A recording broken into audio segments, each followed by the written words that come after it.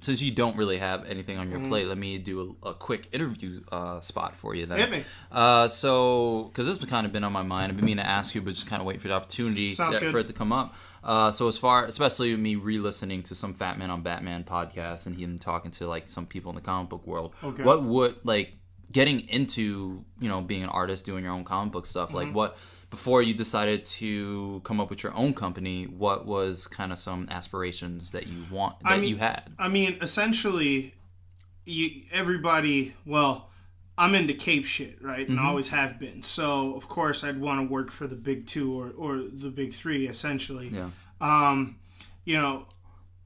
Three in mentioning, image, because you can have a better basis for your own creations. And, if you make good material, you can get your book out, or these characters that you design out.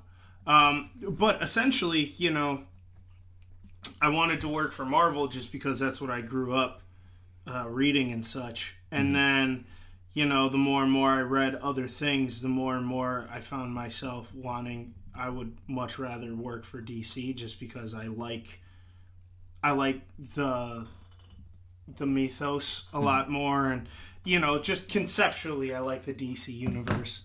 Yeah. But, video games and artists that when you open up their work, you just go, oh, shit.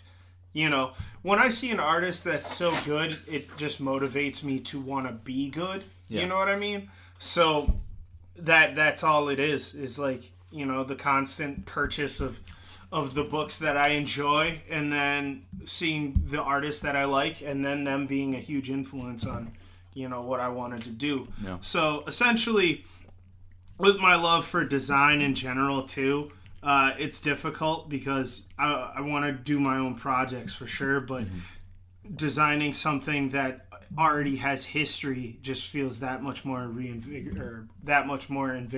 Yeah, kind of adding your own touch to the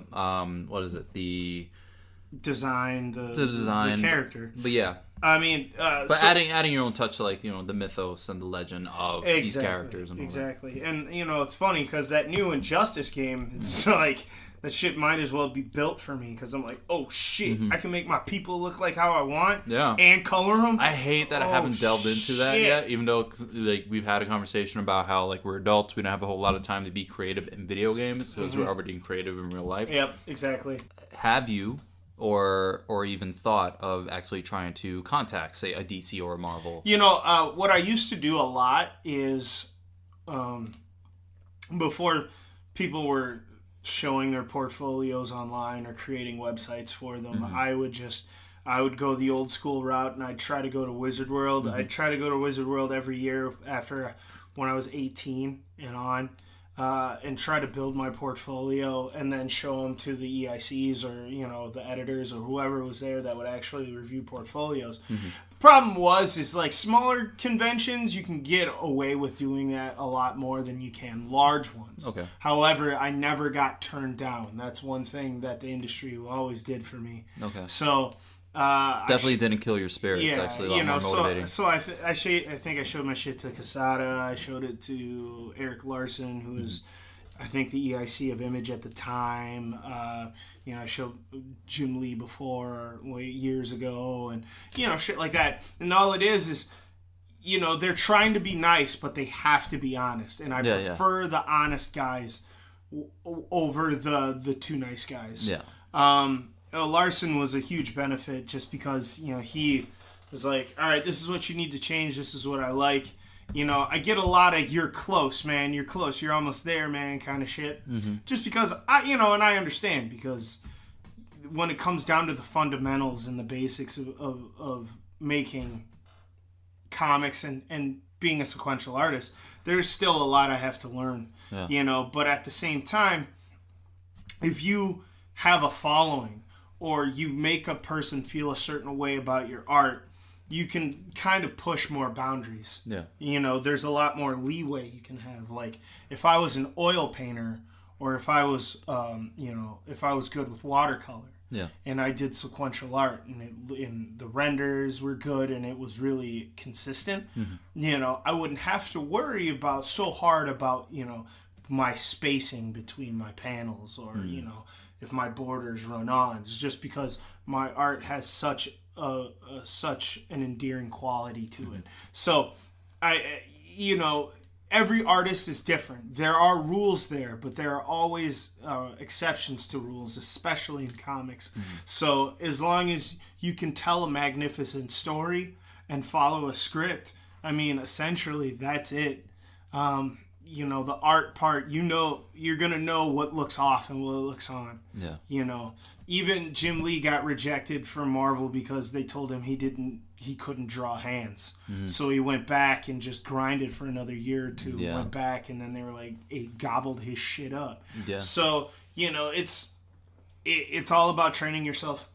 Yeah. You know? Especially working on your weaknesses. The same thing as far as being in the gym. Same thing with wrestling. Yeah. If you really want to, you know, work on certain weaknesses and all that stuff, best thing you could do is always like learn what your weaknesses are, know what your weaknesses are, and really focus on those. And it's like if you suck at drawing buildings, then, you know, just try hard to learn how to draw buildings. Exactly. And all that. It's like I don't like, you know, I think I brought this up before. You know, motor vehicles are fucking impossible for me, I feel like, but I still try to draw one every time I do a warm-up. Yeah. You know, it's just because it's something that I'm not used to, and it's something that I have to be at least acceptable at if I'm going to get anywhere. Yeah. So, you know, everybody, you know, when I was growing up, I'm like, I'll have a background artist, you know, but reality hits you real quick. And my buddy Nate, especially, you know, when an artist sometimes focuses too hard on just character or too hard on a focus and not the background, sometimes it comes off as lazy. And I used to do a lot of that. And then my buddy Nate, I remember in high school, he was like, you know, this shit is cool, man, but, you know, I think you need backgrounds, environment, something to bring it up, because, you know, I mean, this character looks good, but I think the piece is lazy, kind of thing. Yeah, yeah. So, but to counter that is, like, when I showed my stuff to my portfolio to Pat Gleason, the artist currently on Superman, he was like, this shit's too busy. And he was like, simplify this. This looks too cluttered. Jesus Christ. But that's cool. But that, you know, if you think about it in an industry standard, it makes more sense, because not only does you know, you're telling a better story by focusing on the action and not the environment behind, but also, you know, if you need to make, you know, a 2-page a day deadline, you know, or a page a day, you got to know how to balance. Exactly. You know, because backgrounds take me the longest amount of time, without question. Yeah, right? I can imagine. So if that's the case, you want to find a way to illustrate it and present that strength, but also present the story. So you have to find a balance in order to hit your deadline too. So, right on. You know, that's important. That's awesome.